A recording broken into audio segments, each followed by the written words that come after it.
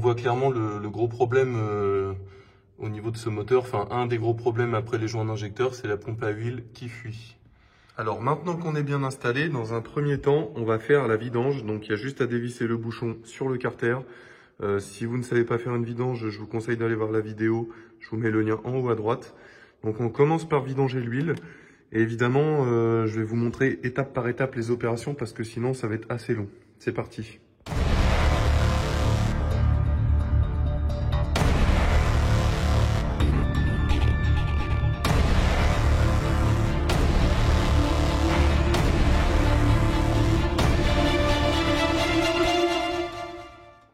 On va venir lever la voiture, cric plus chandelle pour la sécurité.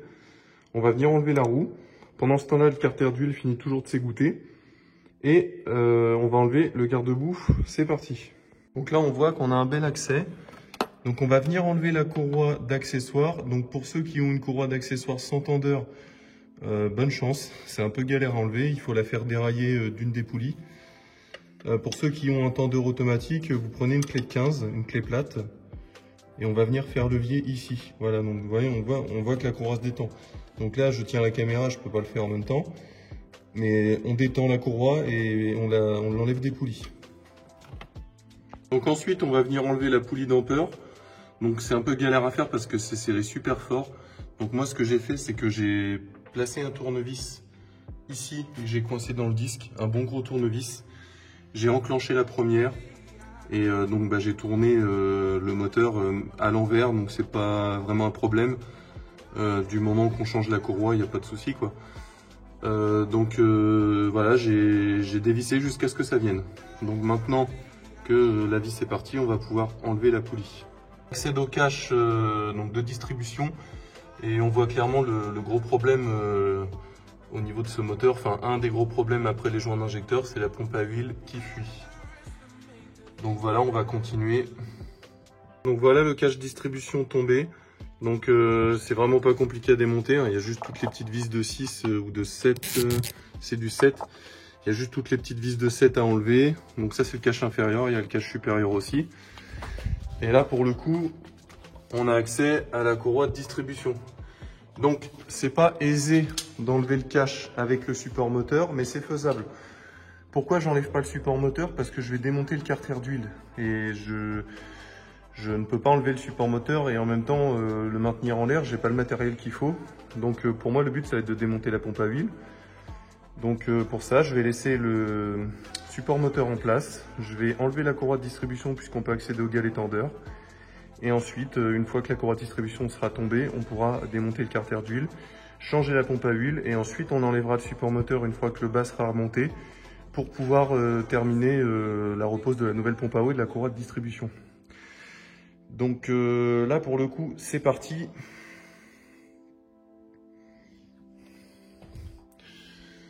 Donc là pour le coup, c'est parti. Je voulais caler le moteur. Voilà, on va caler le moteur à son point mort haut. Alors là on va caler le moteur pour la distribution. Pour ça en fait il faut aligner le trou ici en face du trou sur la culasse. Donc là je suis aligné, j'ai plus qu'à entrer un forêt dans le trou. Donc moi ce que j'ai fait pour aligner la poulie pour que le forêt puisse rentrer, j'ai passé la 5e vitesse et j'ai tourné donc le disque parce qu'il n'y a plus de roue à la main, tout doucement, jusqu'à ce que le forêt rentre et sorte librement. Donc là on va pouvoir démonter le galet tendeur de la courroie de distribution. Donc il se trouve juste ici sous le support moteur. C'est le galet avec la petite couronne verte près de l'écrou. Donc on se prend pas la tête, on dévisse et on enlève la courroie côté vilebrequin parce que on pourra pas l'enlever côté Arbracam puisqu'elle passe à travers le support moteur. Donc on libère juste la poulie de vilebrequin pour pouvoir justement accéder à la pompe à huile. Voilà, donc là on voit que la courroie ballotte. Donc on va venir enlever le capteur de régime moteur et la butée anti-dérapage de la courroie de distribution, je sais plus le nom que ça porte. On enlève ces deux-là et ensuite on va venir enlever l'espèce de cache poulie ici. On fait attention de ne pas perdre les petites clavettes. Bien sûr, avant le démontage, on s'assure que le trou est bien en face du trou sur le bloc moteur. On doit pouvoir passer un forêt ici. La poulie doit être bien en face. Ensuite, on ne fait surtout plus tourner le moteur et on enlève la petite roulette. Donc ensuite, on enlève la poulie de vilebrequin. Donc là, c'est vraiment la partie la moins drôle. La plus chiante, j'ai passé 1 heure à l'enlever. En fait, il va vous falloir un arrache comme ça. Vous allez le placer avec la vis. Surtout, vous mettez bien la vis, vous la vissez à la main. Et on va venir serrer, serrer, serrer. Ça va arracher la petite coupelle ici, d'où l'intérêt de bien caler le moteur. Ensuite, on prend l'arrache ici. On continue de tirer et on a la poulie de vilebrequin qui vient.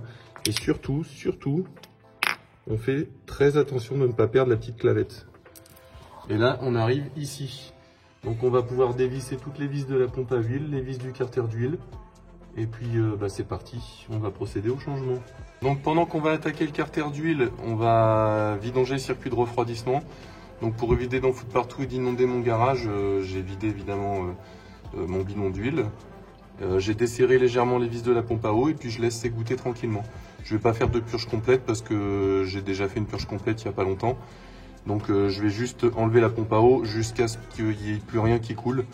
Il restera toujours le radiateur qui sera plein de liquide. Le circuit ne sera pas entièrement vide, mais c'est très bien, je ne fais pas de purge complète. Pour ceux qui veulent faire une purge complète, vous avez tout simplement enlevé la durite ici. Et aussi la durite du radiateur. Donc on laisse couler, et puis pendant ce temps-là, je vais commencer à attaquer les vis du carter d'huile. Bon alors voilà où j'en suis. Le carter d'huile est tombé, sans difficulté. On enlève bien toutes les vis, on fait une petite pesée pour le décoller. Et ensuite, il ne nous reste plus qu'à extraire la pompe à huile avec sa crépine. Donc elle est collée, c'est pareil, il faut trouver un petit endroit où forcer sans rien casser. Et on vient l'extraire tout simplement. Donc je pensais qu'on pouvait enlever la pompe comme ça, mais en fait non, il faut enlever la crépine. Parce que la crépine, en fait, elle est tenue par 3 points d'attache. On a ici l'arrivée d'huile et en fait on a un autre point d'attache juste là. Donc il y a juste à enlever les 3 vis Torx, c'est du Torx 25. Et là on devrait pouvoir enlever la pompe à huile. Voilà, une fois qu'on a bien, c'est la partie la plus chiante, dégraisser les plans de joint de la pompe à huile ici et de la pompe à eau ici, on va pouvoir venir remonter les nouveaux. Donc pour la pompe à eau, c'est un joint papier. Pour la pompe à huile, c'est de la pâte à joint et je vais vous montrer après comment l'appliquer. Donc la pompe à eau est remontée, serrée au couple. Ensuite, on va réinstaller la pompe à huile. Donc pour ça, alors on ne voit pas super bien parce que j'utilise de la pâte à joint couleur gris alu de marque Facom. On va venir en mettre tout autour. Donc ici, c'est pas nécessaire, mais je préfère en mettre par sûreté. Donc voilà, on en met. On évite d'en mettre trop généreusement, sinon ça déborde dans le moteur et ça vient boucher la crépine. Donc là, on va pouvoir réinstaller la pompe à huile. Un petit peu d'huile moteur dans l'orifice pour lubrifier la pompe pour le premier démarrage quand celle-ci est neuve. Donc pas besoin d'en mettre une tonne, de toute façon elle va ressortir. Donc voilà, tout est réinstallé, le joint SPI de vilebrequin au niveau de la pompe.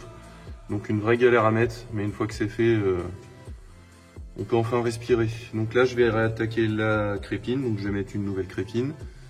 Et le carter d'huile. Dernière grosse galère, après ça va être que du bonheur. Donc là, encore du relou, on nettoie parfaitement bien le carter d'huile. On applique la pâte à joint.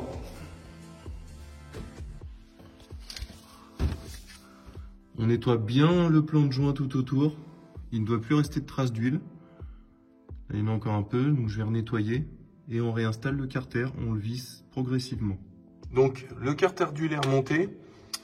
J'ai remonté la poulie, donc pour l'enfoncer facilement, d'abord on insère la poulie, ensuite on met la clavette, et ensuite on vient prendre une douille avec une rallonge, on tape pour l'engager. On vérifie que la clavette rentre parfaitement bien dans l'encoche. Une fois que la clavette est mise et qu'on a enfoncé la poulie jusqu'au bout, on va venir faire un angle de 90 degrés entre le point de calage et la clavette. Donc pour ça, par exemple, on peut utiliser un angle droit. Voilà, la clavette doit être à 90 degrés par rapport au point de calage. Là, on doit pouvoir insérer la pige en haut. Et puis c'est parti, on remonte la courroie de distribution. Alors, dépose du support moteur, 3 vis ici, 4 vis ici. Et on dépose aussi le support moteur intermédiaire. Donc il y a juste 3 vis de 16. Normalement. Il y en a une quatrième de cachée là-dessous. Donc j'enlève la quatrième, on enlève le support et puis on va pouvoir changer les galets et réinstaller la nouvelle courroie de distribution. Courroie de distribution bien remis en place. J'ai aussi remis la butée antidérapage et le capteur de régime moteur. Il me reste plus que le cache de distribution, le support moteur et on va pouvoir faire un essai. Eh bah évidemment, il n'y a plus de batterie au moment où il faut faire les essais. Bon alors j'avais un peu la flemme de refilmer le lendemain. Actuellement j'ai parcouru un peu plus de 1000 km et bah il n'y a pas eu de problème, hein. Tout fonctionne correctement, il n'y a aucune fuite. Donc voilà, je pense avoir résolu le problème.